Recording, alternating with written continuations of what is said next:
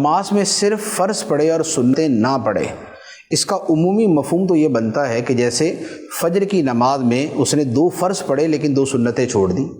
ظہر کی نماز میں 4 فرض پڑھے لیکن جو پہلے کی 4 سنتیں اور بعد کی 2 سنتیں وہ چھوڑ دی۔ اسی طرح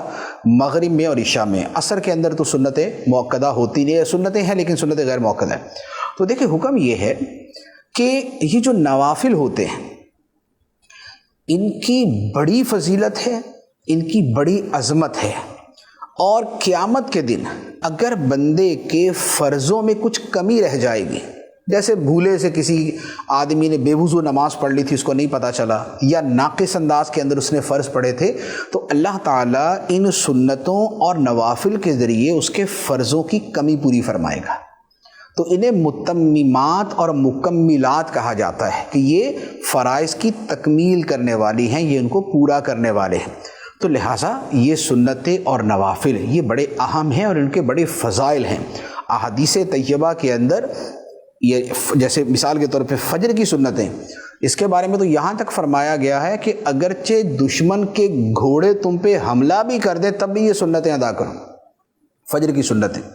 اور جو باقی سنتیں ہیں ان میں بھی اپنی اپنی ان کی فضیلتیں بیان کی گئی، اور نبی پاک صلی اللہ تعالیٰ علیہ وسلم کا وہ معمول تھی، حتیٰ کہ نبی پاک علیہ الصلوۃ والسلام سفر و حضر میں یہ سنتیں ادا فرماتے تھے۔ تو لہذا سنتیں اور نوافل ترک نہیں کرنے چاہیے۔ اچھا، اب یہ ہے کہ بالفرض اگر کوئی ترک کرتا ہی ہے تو اس پہ حکم شرعی کیا ہے؟ تو اس کا جواب یہ ہے کہ جو نوافل ہیں یا جو سنتیں غیر مؤکدہ ہیں، اگر ان کو ترک کرتا ہے تو وہ گناہ گار نہیں ہے، ایک فضیلت کا عمل تھا اس نے چھوڑ دیا۔ لیکن اگر سنت مؤکدہ ترک کرتا ہے، سنت مؤکدہ کون سی ہیں؟ ظہر سے پہلے، فجر سے پہلے کی 2، ظہر سے پہلے کی 4 اور ظہر کے بعد کی 2، مغرب کے بعد کی 2 اور عشاء کے بعد کی 2۔ تو یہ سنتیں جو ہیں یہ سنت مؤکدہ ہیں۔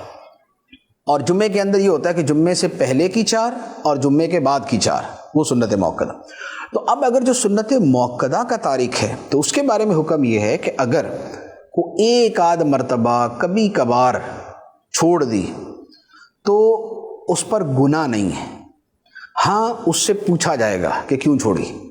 یعنی کہ اس سے پوچھ گچھ ہوگی، سرزنش ہوگی، لیکن اس پر گناہ نہیں ہے۔ لیکن اگر سنت مؤکدہ کے ترک کی عادت بنا لے کہ بار بار چھوڑتا ہے، بار بار چھوڑتا ہے، تو یہ جو سنت مؤکدہ کا ترک ہے یہ گناہ ہے، پھر اس پر گناہ ہوگا، اور پھر گناہ جو ہے وہ بہرحال عذاب کے مستحق ہونے کا سبب بنتا ہے۔ البتہ اس میں ایک اور صورت بھی ہے، وہ فقہاء کرام نے جو بیان فرمائی ہے وہ بڑی سخت صورت ہے۔ وہ یہ ہے کہ جو بندہ سنتیں یہ سمجھ کے چھوڑتا ہے کہ یار ان کی کیا اہمیت ہے، تو اس پر فقہاء کرام نے کفر کا حکم دیا ہے کہ اس نے سنتوں کی تخفیف کی ہے، توہین کی ہے، انہیں معمولی اور ہلکا سا سمجھا ہے، تو اس پر بڑا سخت حکم ہے۔ اب جو لوگ عادتاً سنت مؤکدہ ترک کرتے ہیں، نہ نفل پڑھنی، نہ سنت غیر مؤکدہ، نہ سنت مؤکدہ، اور بس فرض، تو جو بالکل ہی ایسا معمول بنا لے تو ان کے بارے میں بڑا اندیشہ ہے کہ کہیں یہی وہ ہلکے پن والا اور یہ اس طرح کا ان کے دل کے اندر معنی و مفہوم نہ ہو کہ جس کے اوپر اتنا سخت حکم لگتا ہے۔ تو لہذا سنت ترک نہیں کرنی چاہیے، بلکہ یہ جو 12 سنتیں مؤکدہ ہیں ان کو ادا کرنے پر جنت کی بشارت ہے،